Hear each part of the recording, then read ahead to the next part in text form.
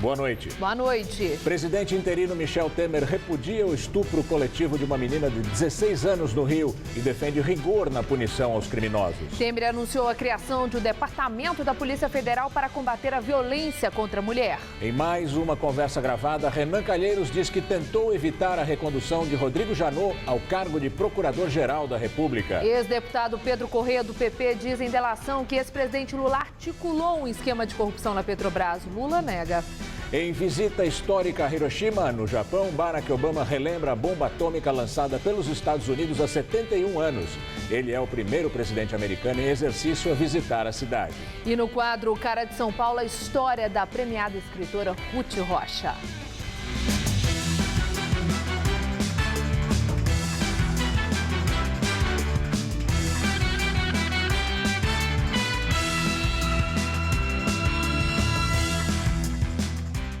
O comando da Polícia Civil do Rio de Janeiro concedeu uma entrevista hoje à tarde sobre o caso do estupro coletivo de uma jovem de 16 anos. Fernando Veloso, chefe da Polícia Civil do Estado do Rio, afirmou que o caso deixou a própria corporação perplexa. O chefe da polícia informou que já foram identificados 4 suspeitos de participar do estupro ou divulgar as imagens do ato, mas que ainda não foi pedida a prisão dos envolvidos e nenhum dos suspeitos foi ouvido pela polícia. De acordo com as investigações, há indícios veementes de que houve estupro, mas é preciso aguardar o exame de corpo de delito. A polícia pode afirmar e assinar um documento houve? Ainda não. Precisa do resultado de um laudo, precisa do confronto do laudo com outros depoimentos que ainda não aconteceram. Segundo a polícia, nem todas as 4 pessoas identificadas participaram da agressão. Até agora tem 4 pessoas identificadas. Só que dessas 4, nem todas as 4 efetivamente participaram do fato. Um estaria na imagem que está sendo divulgada, e o outro seria o suposto namorado dela que teria levado ela até o local. Segundo Veloso, é um absurdo por si só, começando pela divulgação na internet. Esse é um caso emblemático, é um caso que mobiliza todos, dada, o absurdo das circunstâncias que estão no entorno dele. Ainda que não se confirmem parte delas, e já é um absurdo por si só, a forma como isso começou, com a divulgação das imagens pela internet. Em São Paulo, ativistas fizeram um ato no vão do MASP, na Avenida Paulista, em repúdio ao estupro coletivo numa favela do Rio de Janeiro. Em depoimento à polícia, a adolescente disse que foi até a casa de um rapaz com quem se relacionava há 3 anos. Ela afirma que estava sozinha na casa dele. A próxima lembrança que tem é só do domingo, quando acordou numa outra casa, na mesma favela, com 33 homens armados. Os criminosos postaram as imagens na internet. Foi colado um cartaz em homenagem à vítima de estupro no Rio e às outras vítimas de violência sexual no mundo todo. É uma situação muito complexa, muito complicada, então a gente precisa conversar. A sociedade precisa sentar para falar sobre esse assunto, né? Mais que gritar palavras de ordem e tal, a gente precisa sentar e entender o que é o feminismo, o que é a cultura do estupro. No Twitter, o presidente interino da República, Michel Temer, repudiou o crime. O caso teve grande repercussão. Diversas campanhas nas redes sociais combatem a violência contra a mulher.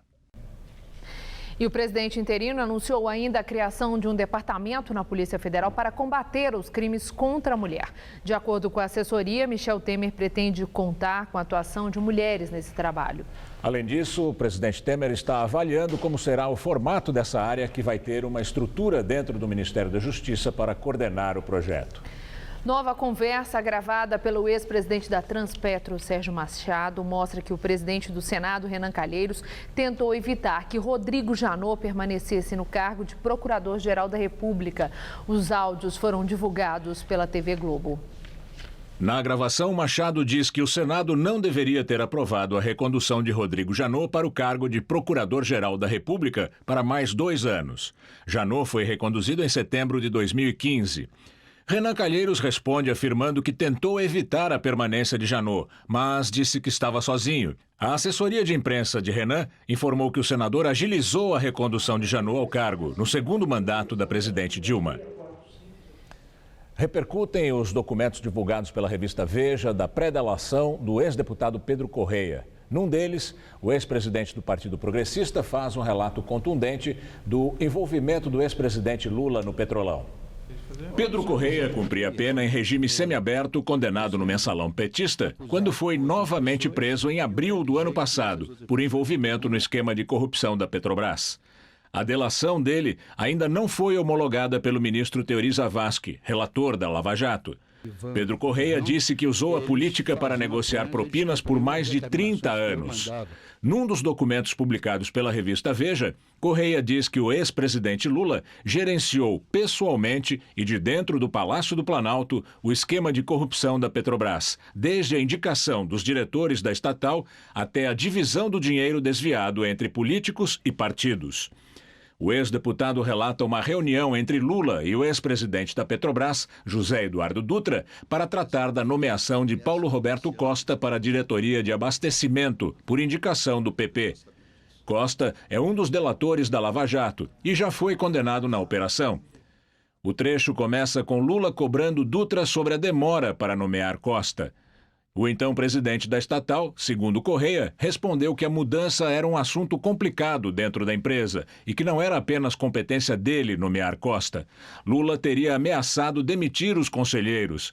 15 dias depois, em maio de 2004, Paulo Roberto Costa foi nomeado. Em outro trecho, o delator descreve situações de como Lula teria tratado com caciques do PP dos contratos da diretoria de abastecimento da Petrobras, comandada por Paulo Roberto Costa. Correia diz que parlamentares do Partido Progressista se rebelaram contra o avanço do PMDB nos contratos da diretoria de Paulinho. Um grupo teria ido ao Palácio do Planalto reclamar com Lula da invasão. Lula, segundo a reportagem de Veja, teria reclamado e dito que os deputados estavam com as burras cheias de dinheiro. O ex-deputado citou ainda reuniões com deputados e senadores do PMDB para a partilha de propinas do esquema de corrupção na Petrobras. Entre eles, Renan Calheiros, Eduardo Cunha, Henrique Alves, Romero Jucá, Edson Lobão e Jader Barbalho. E que, em 2006, o PMDB chegou a cobrar propina de 18 milhões de dólares para manter apoio a Paulo Roberto Costa e Nestor Cerveró na Petrobras. Teriam sido pagos 6 milhões de dólares. Em nota, o Instituto Lula afirmou que há mais de 2 anos o ex-presidente Lula tem as contas, impostos, viagens e conversas devassadas e não se encontrou nenhum fato que o associe aos desvios da Petrobras, porque Lula sempre agiu dentro da lei. O Partido Progressista afirmou que não admite a prática de atos ilícitos e reafirma confiar no trabalho da Justiça. O senador Renan Calheiros negou as alegações e afirmou que continua à disposição da Justiça para quaisquer novos esclarecimentos. Eduardo Cunha disse que a acusação é uma piada. Já a defesa de Romero Jucá e Edson Lobão afirma que Pedro Correia fez uma não delação e classificou as acusações como uma irresponsabilidade. O ministro Henrique Alves disse que a menção a ele é absurda, mentirosa, irresponsável e cretina. Alves afirma que nunca tratou desses assuntos com Correia ou com quem quer que seja. Os outros citados negaram ter recebido ou pago propina. Superior Tribunal de Justiça homologa a delação de empresário considerado operador de um suposto esquema de corrupção que envolveria o governador mineiro Fernando Pimentel do PT. Segundo uma reportagem do jornal Globo, publicada na última segunda-feira, em um dos seus depoimentos aos procuradores da República, Bené afirmou que só da Caoa, representante da Hyundai no Brasil, Pimentel teria recebido 10 milhões de reais.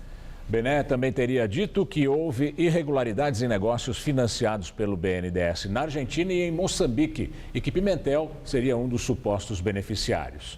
O suposto esquema é investigado pela Operação Acrônimo. Presidente do Supremo Tribunal Federal, o ministro Ricardo Lewandowski, proíbe a tramitação de processos ocultos na corte. O processo oculto sequer aparecia no sistema do STF e só podiam ser consultados pelo ministro relator e pela Procuradoria-Geral da República, diferente dos processos sigilosos cujo conteúdo é desconhecido. Com essa medida, vai ser possível verificar a existência de investigações contra políticos que hoje estão ocultas no sistema do Supremo. Os processos podem continuar tramitando sob segredo de justiça, mas a população poderá saber, pelo menos, se há ou não uma investigação contra uma determinada autoridade. Nessa resolução, Lewandowski argumenta que a medida atende aos princípios constitucionais da publicidade, do direito à informação, da transparência e aos tratados internacionais dos quais o Brasil é signatário. Um jovem de 17 anos morreu atingido por uma pedra jogada por assaltantes na rodovia Imigrantes, em Cubatão, no litoral de São Paulo. Reinaldo Lima de Souza Júnior estava sentado no banco do carona e foi atingido no rosto por uma pedra que atravessou o vidro. A pedrada até quebrou o banco. Ele foi socorrido pela polícia rodoviária, mas morreu a caminho do hospital. Passageiros que estavam no banco de trás foram atingidos por estilhaços do vidro e socorridos. Segundo testemunhas, por volta das 10 horas da noite de ontem, criminosos fizeram uma barreira na rodovia com galhos e pedras para forçar os veículos a pararem e então efetuarem os assaltos. Como os motoristas não reduziram, os bandidos então começaram a jogar pedras contra eles. Outros carros também foram atingidos. Segundo a polícia, os assaltantes são moradores de comunidades da região. Ninguém foi preso até agora. Uma tubulação se rompeu numa rua no Parque São Domingos, na zona oeste de São Paulo, e formou uma cratera de mais de 10 metros de comprimento. Técnicos da Sabesp conseguiram desligar o sistema de fornecimento d'água e impediram o alagamento. Essa é a segunda adutora da Sabesp que se rompe em menos de uma semana. O buraco, com cerca de 10 metros de comprimento, vai quase de uma calçada a outra. Moradores de pelo menos 12 casas ficaram sem acesso à garagem e sem ter como retirar os carros que estão dentro. Vizinhos contaram que ontem à noite o terreno cedeu de repente. Era um buraco pequeno, no qual estava sinalizado com uma vassoura, bem pequeno. Quando passou um veículo, ele estacionou, não deu tempo nem dele descer do carro, ele já ouviu o barulho. Foi, coisa de segundos assim, passou e já desmoronou todo. O buraco foi imenso, né? E a água, o barulho da água que tinha, né? Eu pensei, agora vamos tirar os carros da rua aqui que vai cair tudo isso aqui, né? A Sabesp já fez o reparo na tubulação que se rompeu. E só não houve um grande alagamento aqui nessa região porque o fornecimento de água foi cortado logo. No fim da manhã, a água voltou às torneiras. Os operários trabalhavam para tapar o buraco, mas o asfalto só deve ser refeito neste sábado. Ontem, também por causa do rompimento de uma tubulação da Sabesp em Pinheiros, 10 mil pessoas ficaram sem água em 13 bairros. Prejuízo maior tiveram os moradores desse prédio na rua João Moura. A água inundou a garagem e 11 carros e 2 motos ficaram submersos. O alagamento também estragou os 2 elevadores do prédio. A Sabesp diz que vai indenizar os atingidos. Formada em Sociologia, atuando como orientadora educacional há quase 20 anos, Ruth Rocha achava que, no máximo, escrevia artigos sobre educação. Graças à filha que gostava de ouvir histórias inventadas, se tornou uma estrela no mundo da literatura infantil. Hoje, com 85 anos de idade e 50 de carreira, a escritora Ruth Rocha é uma personagem que é a cara de São Paulo.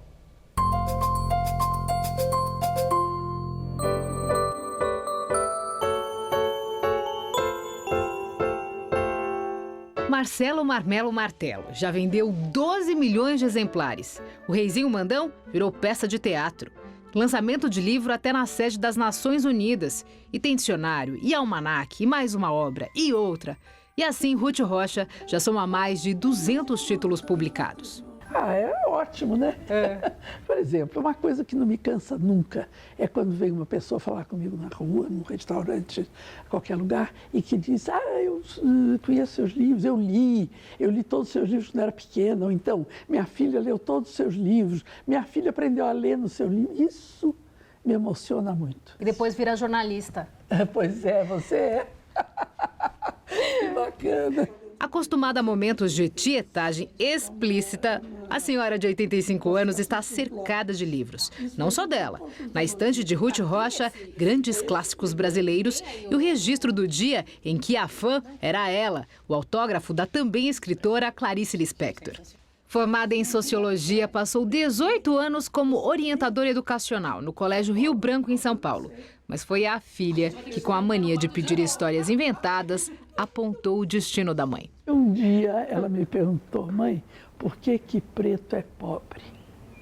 E eu pensei comigo, eu tenho que conversar com ela sobre isso, né? Sobre preconceito, sobre racismo. Aí eu inventei a história do Romeu e Julieta, que eram duas borboletas, uma azul e uma amarela, que não podiam estar juntas porque tinham cor diferente. De lá para cá são muitos prêmios, virou integrante da Academia Paulista de Letras, recebeu até condecoração de presidente da República. Quem tem vocação para escrever, normalmente não tem vocação para parar. Mesmo com centenas de livros publicados, muitas histórias que marcaram gerações, Ruth Rocha continua a produzir esse cantinho de São Paulo com 50 anos de carreira. Eu, quando sei o que eu vou escrever, eu sento e escrevo. Eu morava numa casa nas Perdizes e eu olhei assim, tinha um prédio alto e lá em cima tinha uma roupa secando. E aí eu olhei aquela roupa secando, o vento batendo e escrevi uma história de um ventinho. Nascida na Vila Mariana, zona sul da capital, Ruth Rocha gosta de dizer que sua origem tem também uma mistura de baianos, mineiros, portugueses e talvez algum sangue de índio ou de negro. Uma história feliz. Eu acho que eu fiquei a cara de São Paulo, né? Porque São Paulo é toda misturada, gente de todo canto, né? Então eu acho que eu me sinto muito paulista.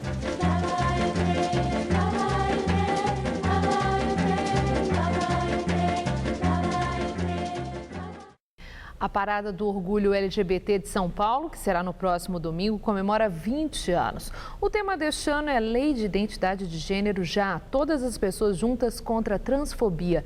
Mas com a crise, o número de participantes ainda está abaixo do esperado. Ao todo, 17 trios elétricos vão participar do evento. Segundo a organização, o objetivo é fazer uma grande mobilização para que a Lei de Identidade de Gênero seja aprovada. Este ano, os frequentadores pretendem gastar menos em relação ao ano passado. Segundo a Associação Brasileira da Indústria de Hotéis, pelo menos 70% da rede hoteleira está com os leitos preenchidos. Em 2015, a ocupação foi de 90%. Já os hostels, uma opção bem em conta, estão lotados. Nessa unidade da região da Avenida Paulista, já tem decoração de festa. Esse ano vieram muitos hóspedes da Colômbia e muitos hóspedes do sul do país, como Porto Alegre e Curitiba. Eu nunca tinha me montado e eu resolvi me montar nessa parada. Então eu estou registrando algumas coisas de maquiagem, de cabelo, de calçado. O Sérgio participa há 5 anos da parada. Ele veio do Paraná para acompanhar a festa. A expectativa é você aproveitar a época, né, que tem um feriado longo, legal, né, para você fazer um tour por São Paulo, que é uma cidade muito gostosa, tem muitas opções culturais, né, e conhecer pessoas de todos os lugares do mundo inteiro. Os acessórios são a parte que não pode faltar. Isso porque o público da Parada do Orgulho LGBT prefere um toque especial para criar as próprias fantasias. Peruca, eles querem um chapéu, uma cartola, nem algema, aquela estola de penas, né, que é aquela 7 cores, né, que eles falam arco-íris. É o que a gente vende. A parada é a gente se mostrar, né? A gente reivindicar, a gente mostrar que a gente existe na sociedade, mostrar que a gente é pessoa como qualquer pessoa, seja hétero, seja qualquer outra coisa. Nós somos pessoas, queremos nossos direitos, queremos viver como o resto da sociedade vive.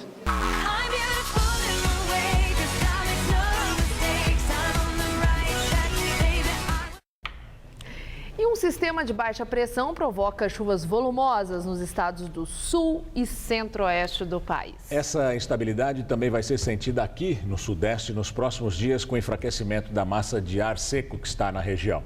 Vamos ter mais detalhes da previsão do tempo agora com Fernanda Azevedo. Vai chover forte amanhã no sul e em boa parte do centro-oeste. Nestas áreas, a previsão é de poucas aberturas de sol e pancadas de chuva a qualquer hora.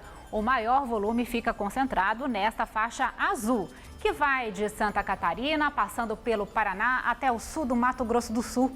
Tem chuva prevista para o litoral do Nordeste e também para quase toda a região norte do país. Nas outras áreas, a massa de ar seco ainda predomina e o sol está garantido. As temperaturas seguem amenas em muitas capitais.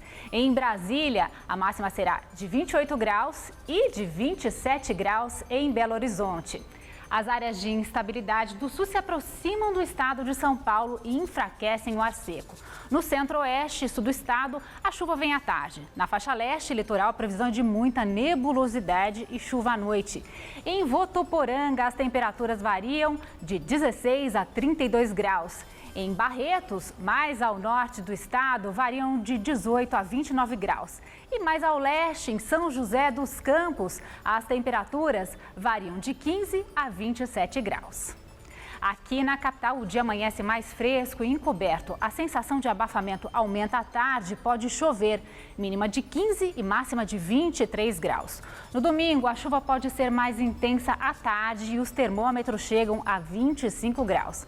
Na segunda-feira, o tempo será mais fechado e a temperatura amena, entre 17 e 25 graus.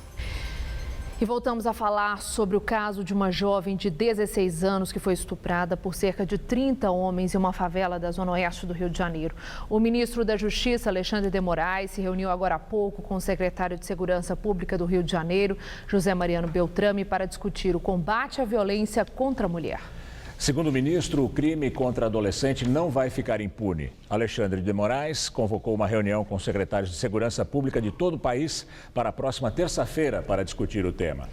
E o caso ganhou destaque em diversos jornais internacionais. O site do canal britânico BBC diz que vídeo de estupro em massa postado em mídia social choca o Brasil. Já o do canal norte-americano CNN destaca que o crime gerou indignação nas redes sociais. O jornal espanhol El País coloca o caso como um dos destaques de sua página. Com o título Uma Nova Versão da Barbárie no Brasil, o jornal diz que homens se orgulham de seus delitos ao postá-los nas redes sociais. O jornal argentino La Nación, assim como o francês Le Monde e o americano The New York Times, também repercutiram a notícia. O periódico britânico The Guardian fala do choque gerado pelo crime e sobre as investigações em andamento. E o jornal americano The Washington Post destaca a notícia em sua seção internacional, dizendo que 4 suspeitos do crime já foram identificados pela polícia brasileira. Neste mês, o governador Geraldo Alckmin passou para a Prefeitura de São José dos Campos, no interior de São Paulo, a administração do complexo da antiga tecelagem Paraíba. Aos poucos, o governo vai desocupar os galpões da fábrica e disponibilizar a área para o município. A tecelagem Paraíba produzia cobertores de alto padrão e representou um marco para a industrialização da cidade. Foram 70 anos de controle do mercado brasileiro na fabricação de tecidos e fiação de lã. Essas fotos mostram a antiga fábrica inaugurada em 1925 por um grupo de empresários portugueses. Mas foi em 1933, quando o empresário Olívio Gomes assumiu os negócios, que a tecelagem se transformou numa das maiores indústrias do setor no país. Era um modelo de indústria completamente diferente do que a gente imagina hoje, né? Porque você tinha os funcionários aqui, que eram muitos funcionários, que contavam com uma vila operária, uma escola para os filhos, um supermercado para abastecimento de alimentos, tinha até clube para funcionários. Na década de 1960, a empresa já sabia divulgar muito bem a sua marca. Uma época em que ainda nem se falava em propaganda, em marketing. Você se lembra deste bonequinho aqui? Pois é, ele estampava as etiquetas dos cobertores. Tem também um jingle que ficou muito famoso.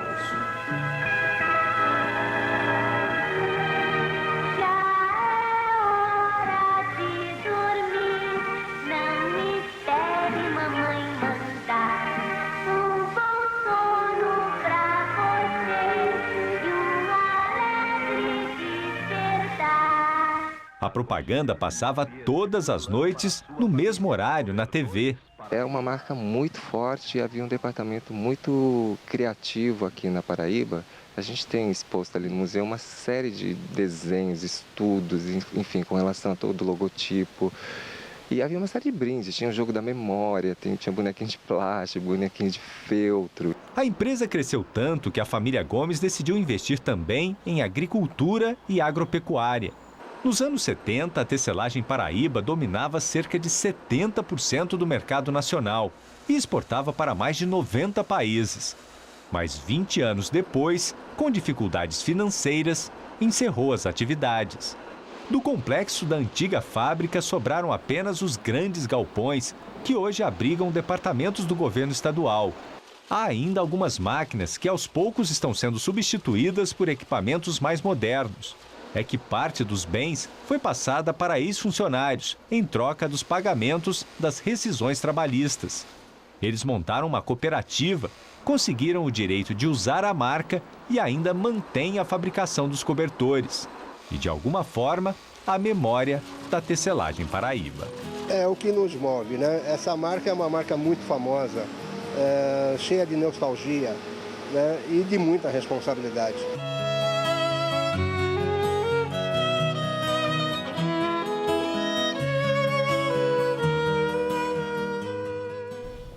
Em Hiroshima, no Japão, o presidente Barack Obama relembra a bomba atômica lançada há 71 anos e faz um apelo para um mundo sem armas nucleares. Ele é o primeiro presidente americano em exercício a visitar a cidade. Obama e o primeiro-ministro do Japão, Shinzo Abe, visitaram o memorial construído em homenagem aos 140 mil mortos pelo ataque no final da Segunda Guerra Mundial. Como parte da cerimônia, o presidente americano depositou uma coroa de flores no considerado marco zero do bombardeio. Depois da cerimônia, ele discursou sobre a importância de se preservar a memória das vítimas, como uma forma de esperança num futuro melhor. Obama disse ainda, de forma dramática, que há 71 anos a morte caiu do céu e o mundo mudou. Alguns sobreviventes acompanharam a cerimônia. Conforme o previsto, Obama não pediu desculpas pelos bombardeios, uma vez que já havia declarado acreditar que, no meio de uma guerra, os líderes tomam todo tipo de decisões. Ontem, em reunião da cúpula do G7, ele voltou a apontar o programa nuclear da Coreia do Norte como uma ameaça e grande preocupação para a comunidade internacional. O presidente da Argentina, Maurício Macri, divulga publicamente o patrimônio pela primeira vez desde que assumiu o cargo. Ele também declarou ter o equivalente a mais de 4,5 milhões de reais em contas nas Bahamas. De acordo com informações do jornal El Cronista, o valor dos bens de Macri duplicou em pouco mais de um ano, período em que era prefeito de Buenos Aires.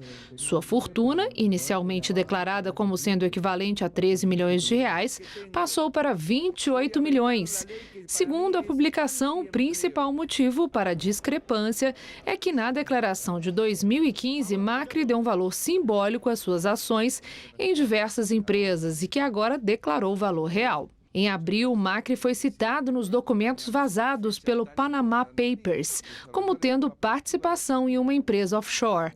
O governo, no entanto, afirmou que todo o dinheiro do presidente no estrangeiro já havia sido declarado às autoridades. A divulgação da existência de milhões de pesos nas contas de Macri nas Bahamas causou controvérsia na Argentina. O governo prepara atualmente uma grande anistia fiscal, com a qual pretende legalizar o dinheiro oculto dentro e fora do país. A prática é uma tradição dos argentinos e não só dos mais ricos.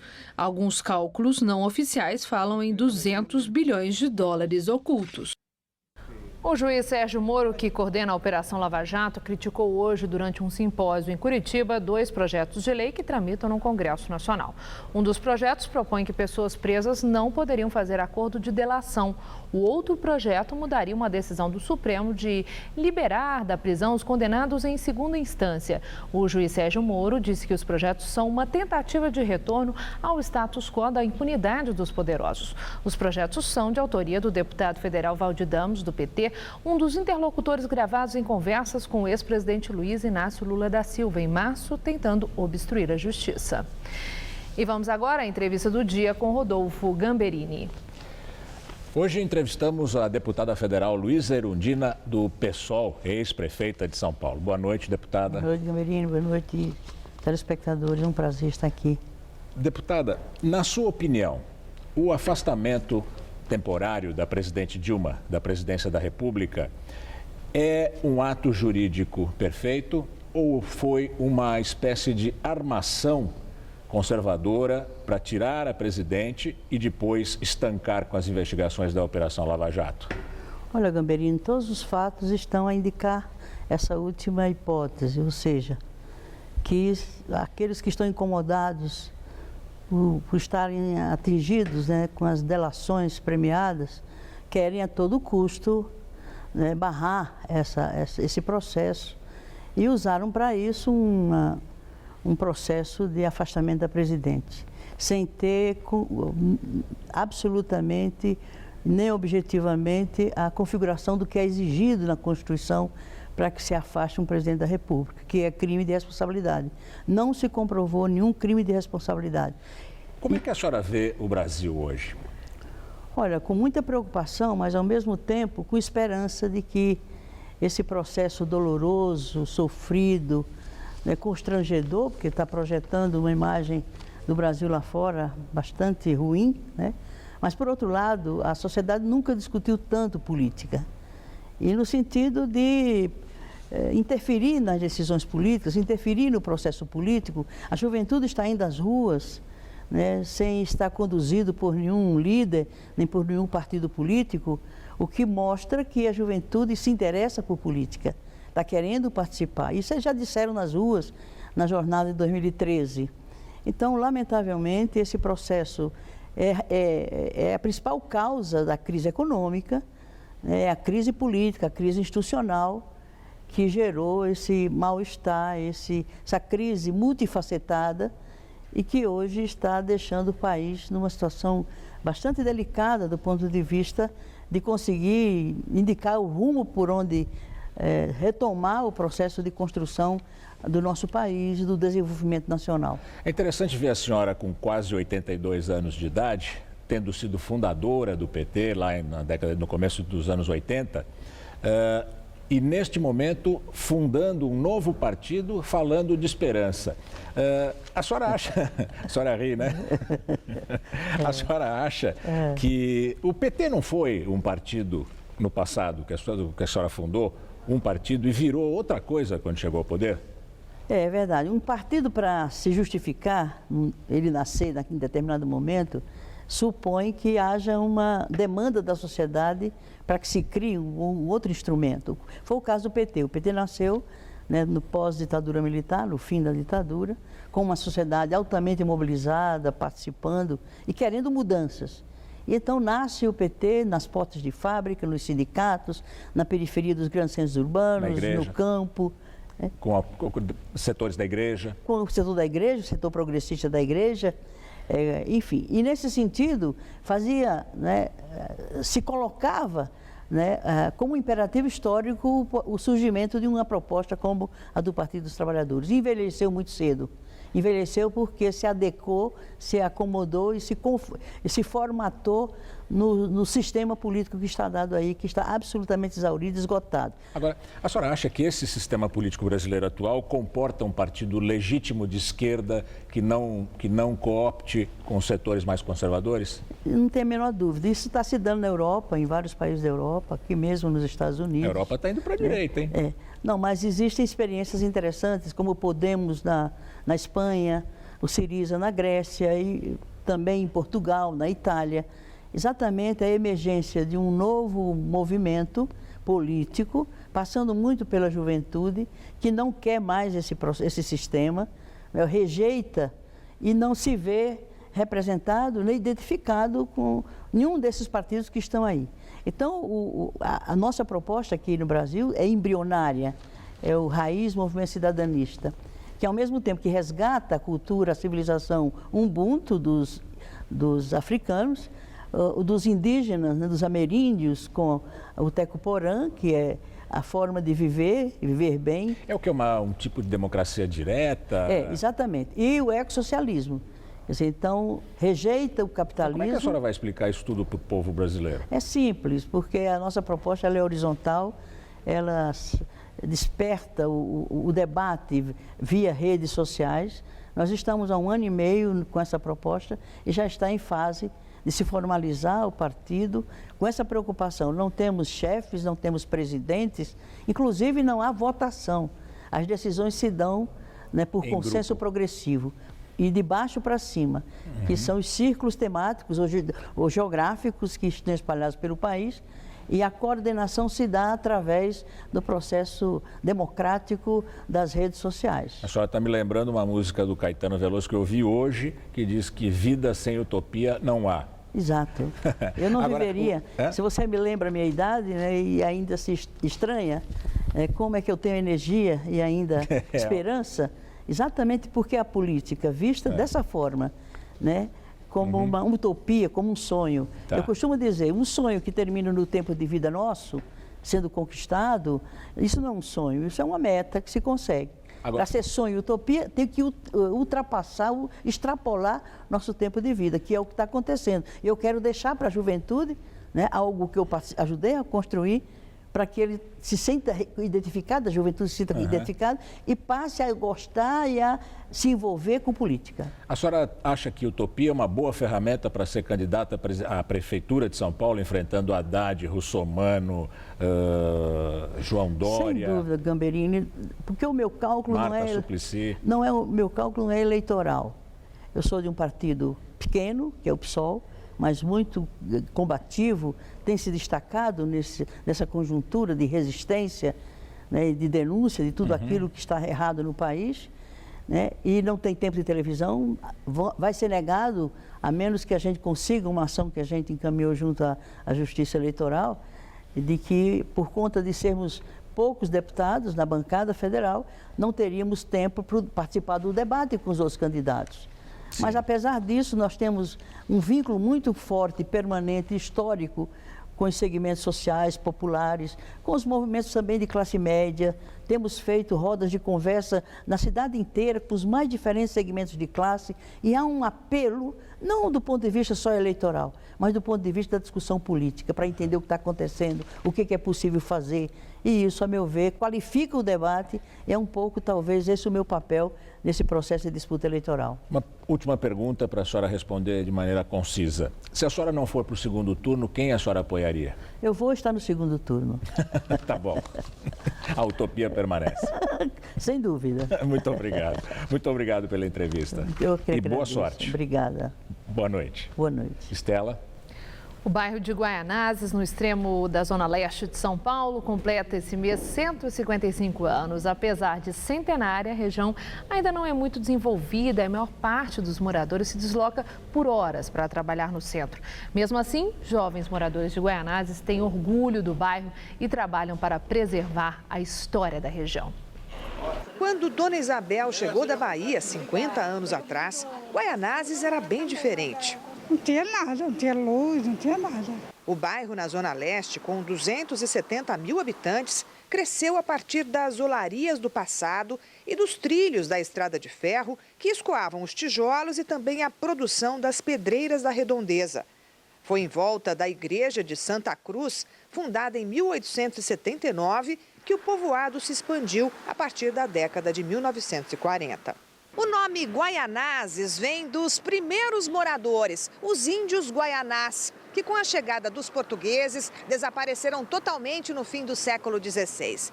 Depois, na época do Império, toda essa região era passagem e também ponto de parada para os tropeiros que seguiam em direção ao Rio de Janeiro, a então capital do país.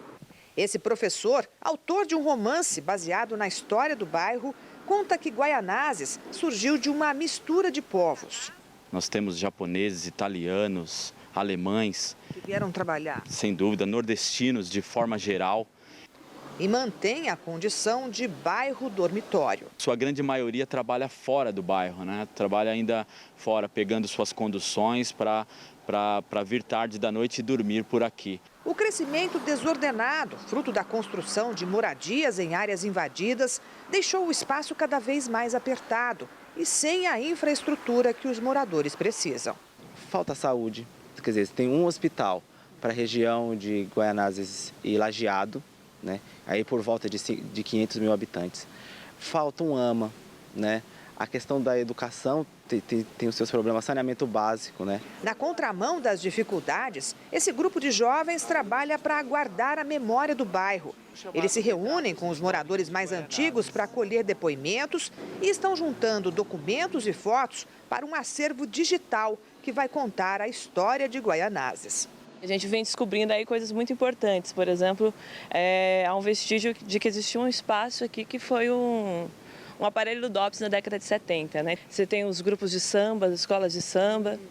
Você tem a escola de samba muito estruturada em torno do futebol, né? Muito conhecida aqui o Botafogo de Guaianazes.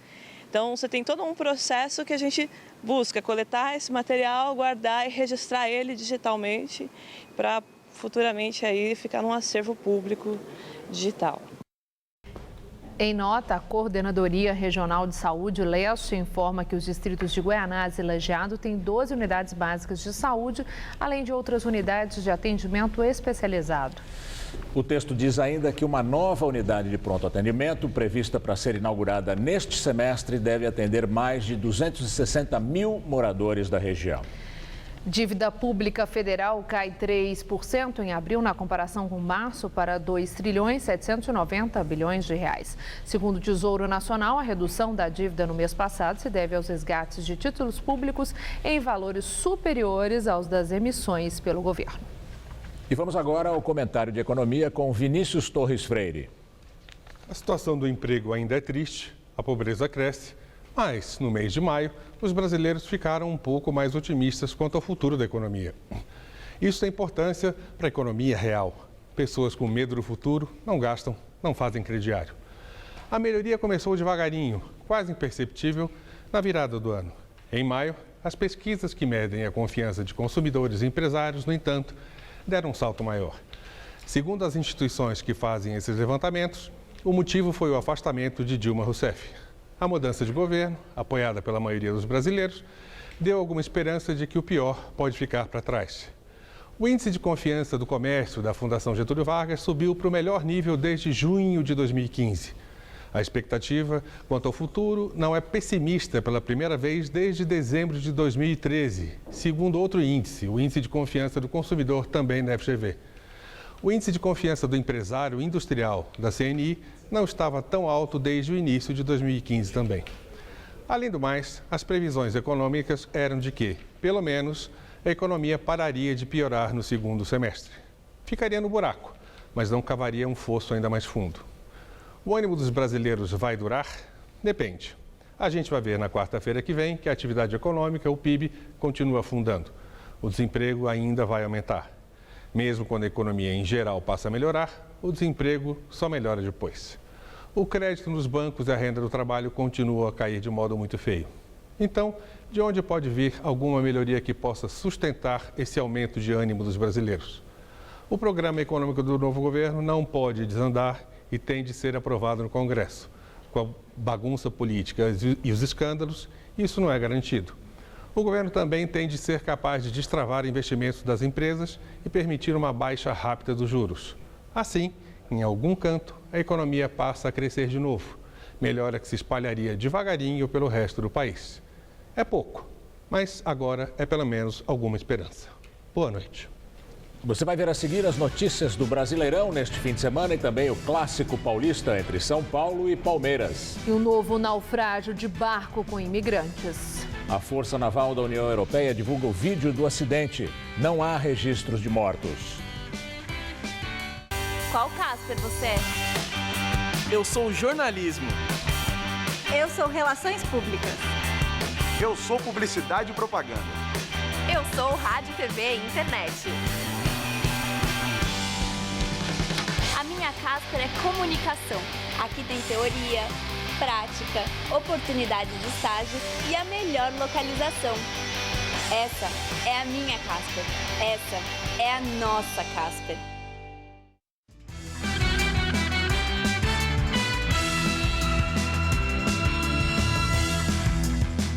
Vamos direto para as notícias do esporte com Rodolfo Gamberini e Anita Pasques. Bom, Anitta, nós teremos a seleção brasileira com desfalques antes da Copa América? Exatamente. O último amistoso aí contra... Mal começou, já começou mal? Começou mal, pois é. A princípio, a ideia era que o Daniel Alves não ia jogar por causa daquela história lá. Facite plantar. Não, mas ele melhorou. Lembra que ontem eu comentei, né? É. Mas a notícia de hoje é que o Douglas Costa, do Bayern de Munique, que estava com dores musculares, de fato, ele foi reavaliado pelos médicos e não vai poder jogar. Infelizmente, essa lesão foi constatada num exame de imagem, né? Para o lugar dele foi convocado o Kaká, que é do Orlando City.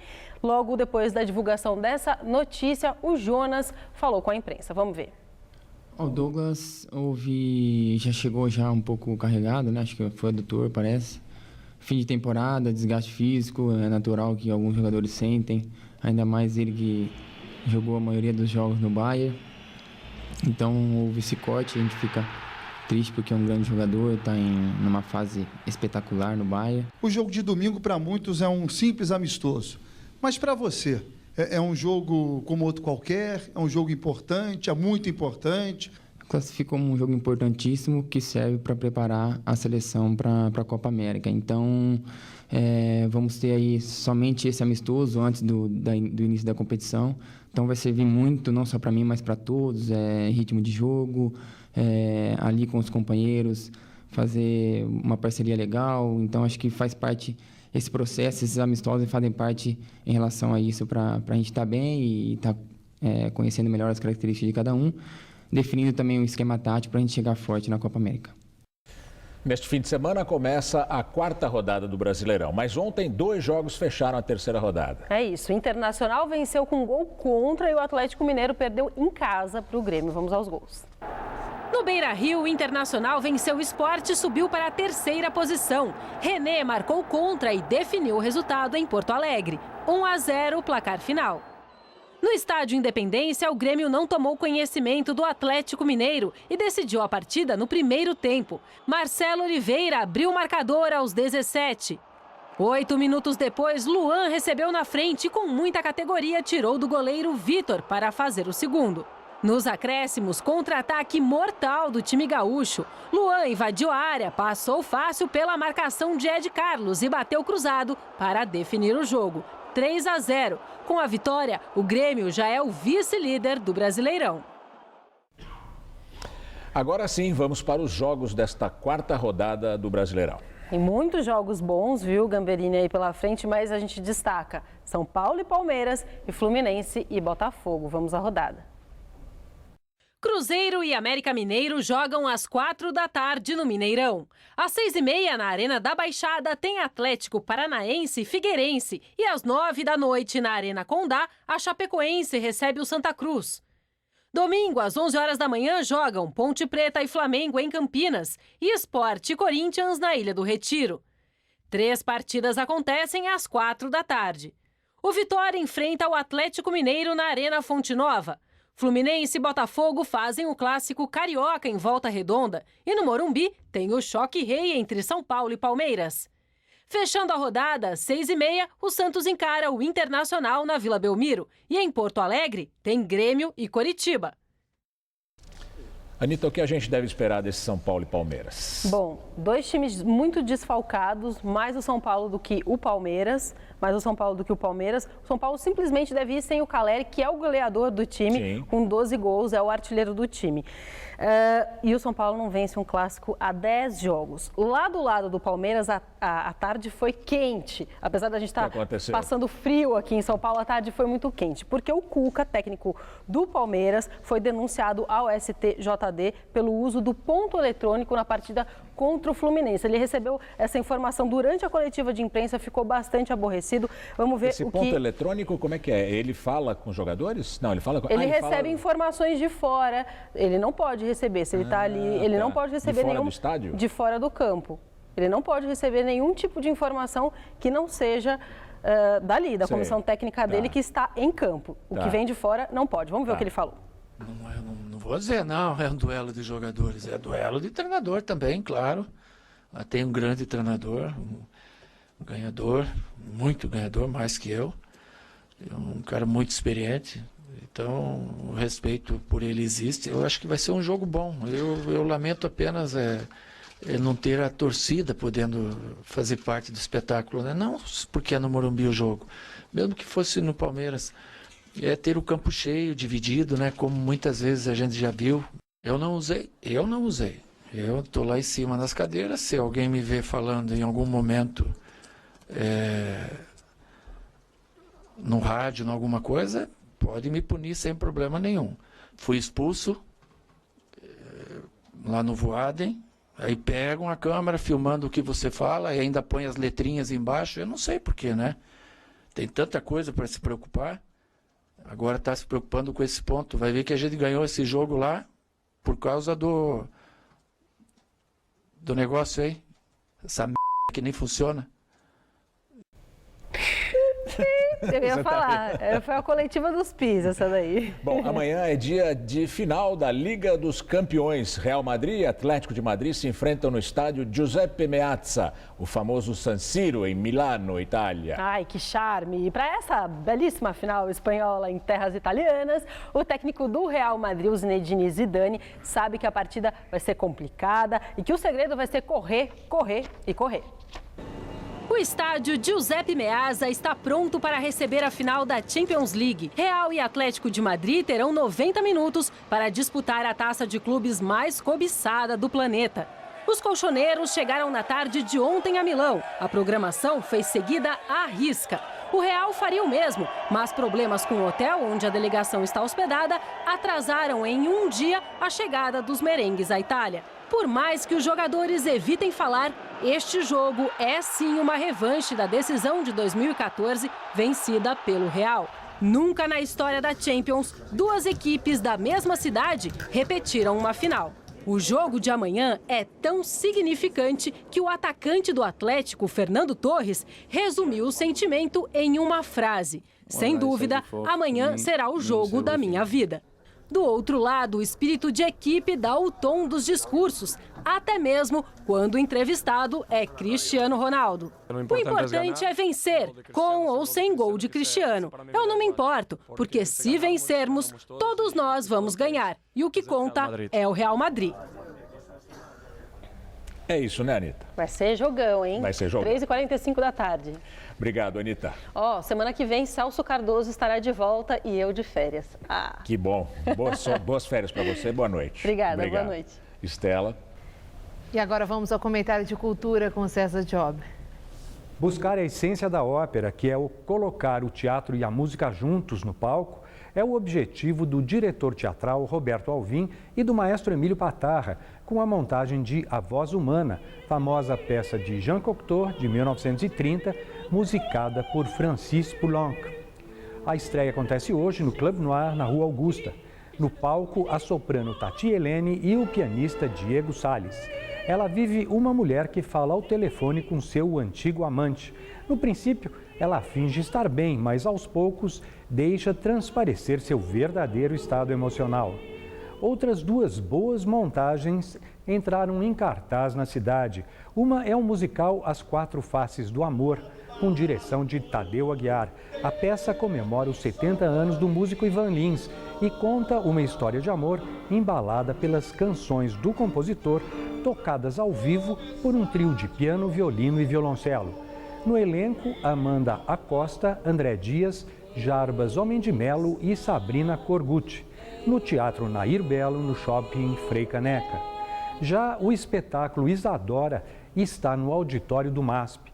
A peça é produzida, escrita e estrelada pela atriz Melissa Vettori e recria os últimos dias da bailarina e coreógrafa Isadora Duncan, participação de Daniel Dantas e direção de Elias Andreato. E o arquiteto e urbanista brasileiro Paulo Mendes da Rocha receberá amanhã, aos 87 anos, mais uma homenagem internacional, o Leão de Ouro da Bienal de Arquitetura de Veneza, pelo conjunto da obra. Mendes da Rocha é o criador, entre outras coisas, do Museu Brasileiro da Escultura e do ginásio do Clube Atlético Paulistano, ambos na capital paulista, mais especificamente na mesma rua. O ginásio fica na Rua Colômbia, que é continuação da Avenida Europa, onde está o museu. Parabéns ao arquiteto. Boa noite. Força Naval da União Europeia divulga vídeo de novo naufrágio de imigrantes no Mediterrâneo. Não há registros de mortos. As imagens mostram dezenas de pessoas em 2 embarcações. Horas depois, equipes iniciam um resgate, jogando botes infláveis de dentro do avião. Um dos barcos já estava praticamente submerso. Em seguida, botes da Marinha Espanhola chegam para retirar o restante dos migrantes da embarcação. As autoridades não informaram o local do naufrágio, já que é o segundo no Mediterrâneo em apenas 2 dias. Bombardeios deixam ao menos 34 civis mortos em Alepo, na Síria. O vídeo mostra o momento de um dos ataques aéreos comandado pelo governo sírio. De acordo com o Observatório Sírio para os Direitos Humanos, os ataques têm sido recorrentes em várias áreas ao redor da cidade. Em meio aos escombros, sobreviventes tentam fazer o resgate de feridos. A cidade de Alepo, que fica a cerca de 50 quilômetros ao sul da fronteira com a Turquia, está atualmente dividida entre o governo e os rebeldes, que lutam para derrubar o presidente sírio Bashar al-Assad. O Jornal da Gazeta termina aqui. A edição de hoje pode ser vista no site do Jornal da Gazeta. Mais notícias em nossa edição das 10. Uma boa noite para você. Voltamos na segunda, às 7 da noite. Boa noite, bom fim de semana e até segunda.